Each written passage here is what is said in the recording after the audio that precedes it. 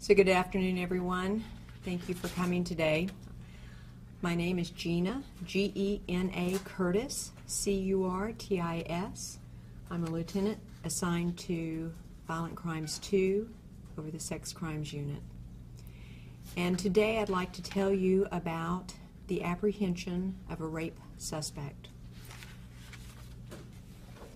On Friday evening, late in the evening, May 1st, the Lone Star Fugitive Task Force actually apprehended Clyde Everett Reed. He is a black male, and his date of birth is 11/1 of 65, excuse me.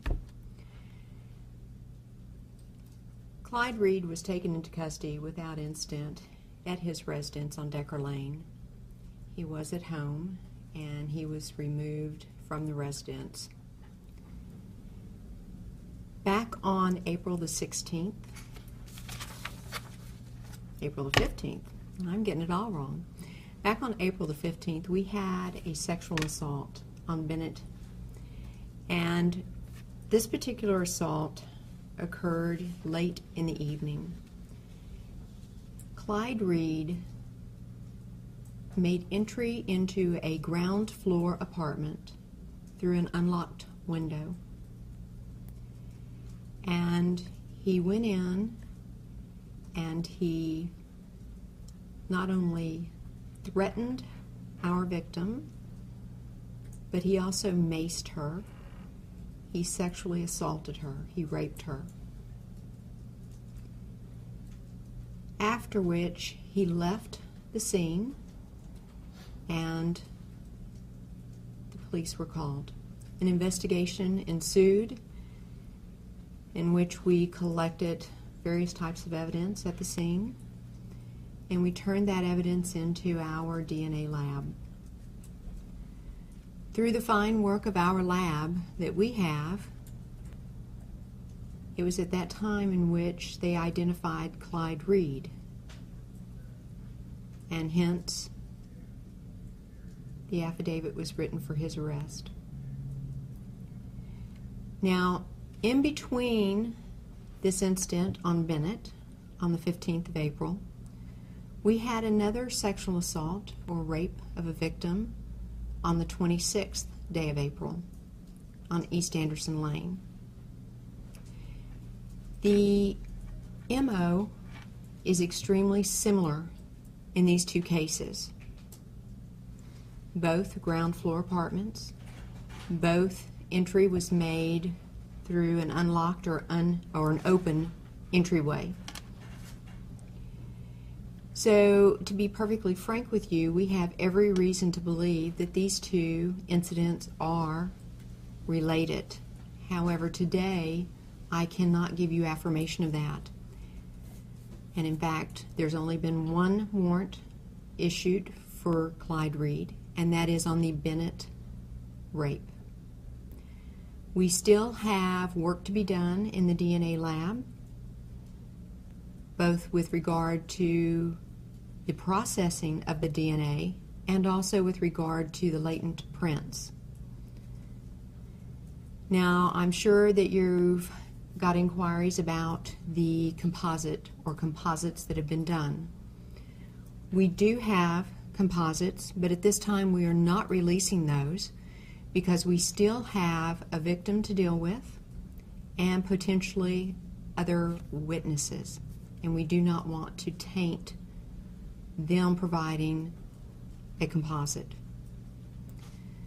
Obviously, when we have these types of incidents that are this egregious and this heinous, we want to make sure that we do everything we can to get the affirmation, to further our investigation, resolving the cases, and prosecuting the appropriate person responsible.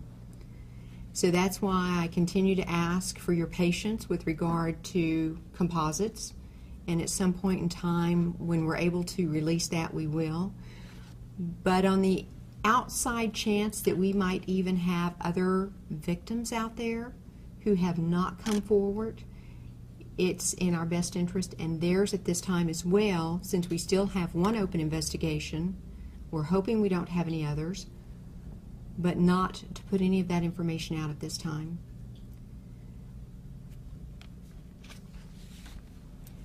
If you have looked at the press release from today, it has some information in it about Clyde Reed, but there is a mistake that I would like to correct at this time. And we do discuss in the press release that he is a registered sex offender, that he was released from prison in 2013, but we also talk about his compliance checks, and there's a date there that's incorrect.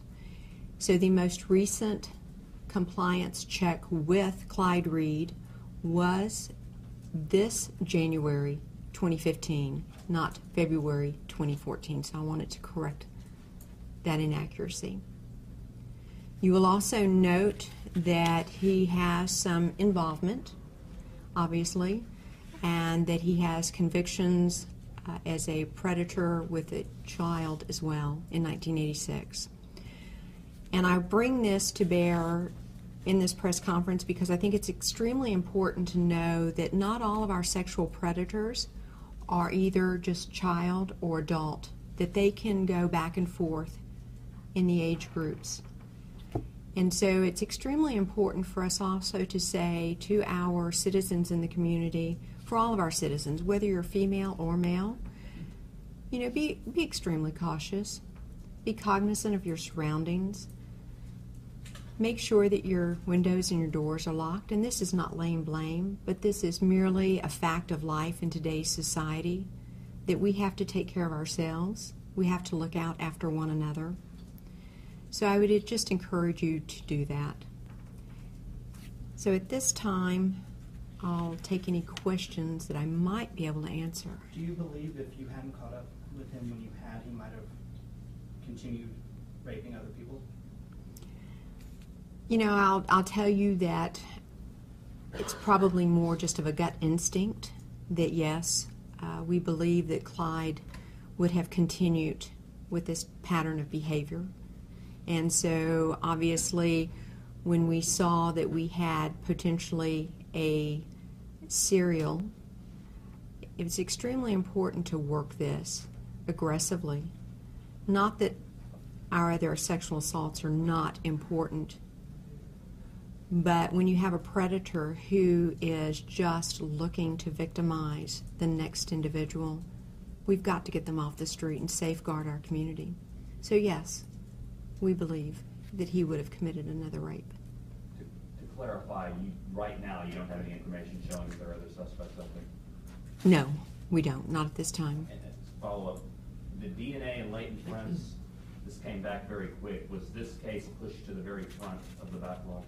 It was pushed to the front, and I will tell you that not only our DNA lab here within the Austin Police Department, but the DNA lab at the Texas Department of Public Safety, this became a priority in both labs. So as you know, when we received our first hit and it identified Clyde, then we actually have to send it over to DPS, and then they take it from there. So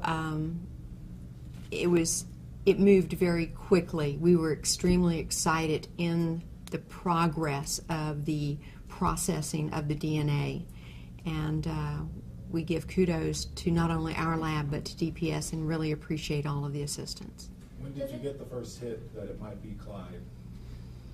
Oh, it was really close to the entire unfolding of all of this in the affidavit, so it was within, you know, a day.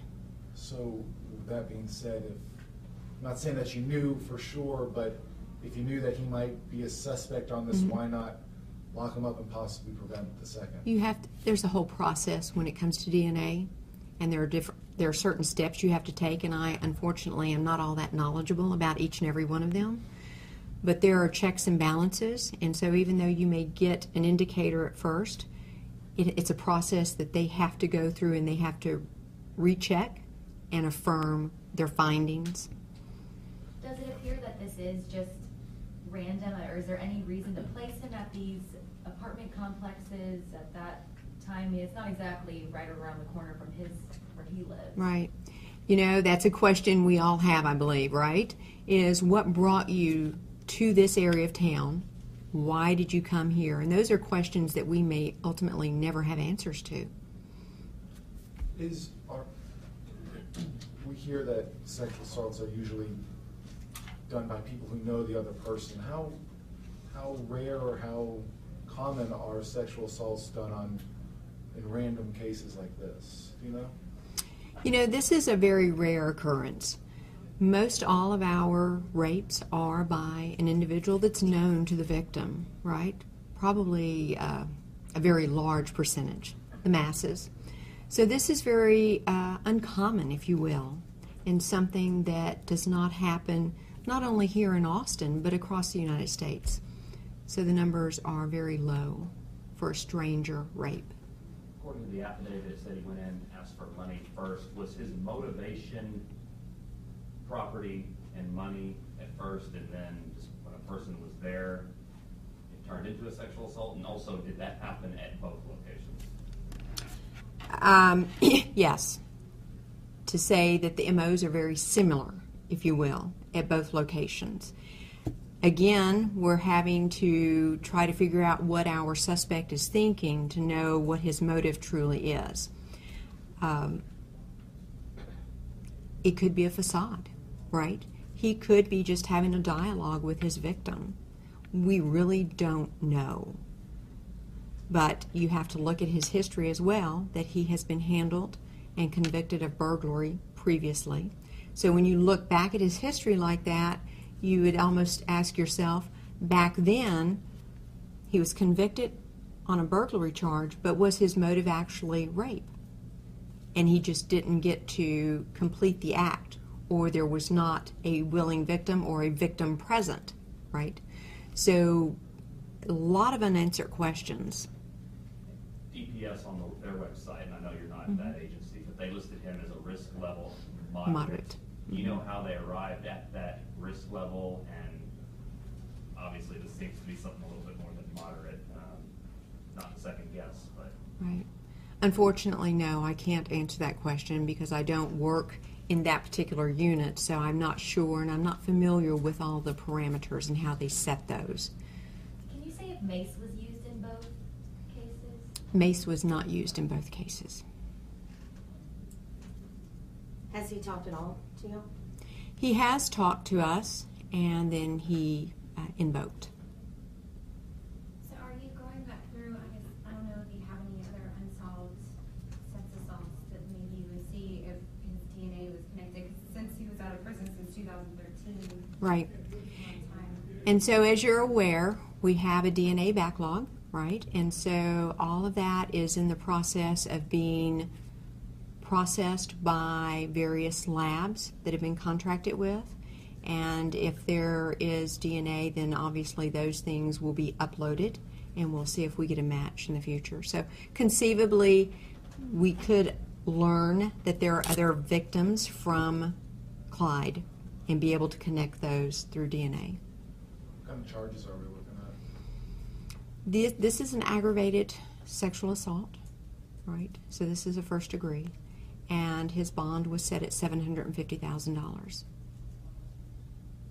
I don't know much about the justice system. Could this be brought up to a capital charge? No, not this particular one. One more question. Where was he on Friday? When he was arrested? He was at his residence, so that would have been 7,000 Decker. And the press release has apartment number 1701, which is probably the same address on the website for registered sex offenders. I personally don't know that it is. I have not looked. So, anything else about the rape? In Spanish? Yes, Alberto Bino Cardenas Okay, so. is going to. Yeah. Criminal history and nothing press release? Well, what we have is a very short paragraph at the bottom that lists his convictions Okay. for the burglary, the sexual assault of a child, And then he has and it just talks about when he was released from prison in 2013. The affidavit has an indecent exposure at the end of it. That he does have indecent exposures, yes, in his criminal history, yes. Can I ask one more thing? Absolutely. About that? In the affidavit it says there's an indecent exposure in 1996. Mhm. It kind of seems like the same MO a little bit. Mhm. I think at that time, he wanted to do what he did, recently. Wow. Okay, fair enough. That's a loaded question. Yeah. Does anybody have any questions today about the Austin American Statesman article?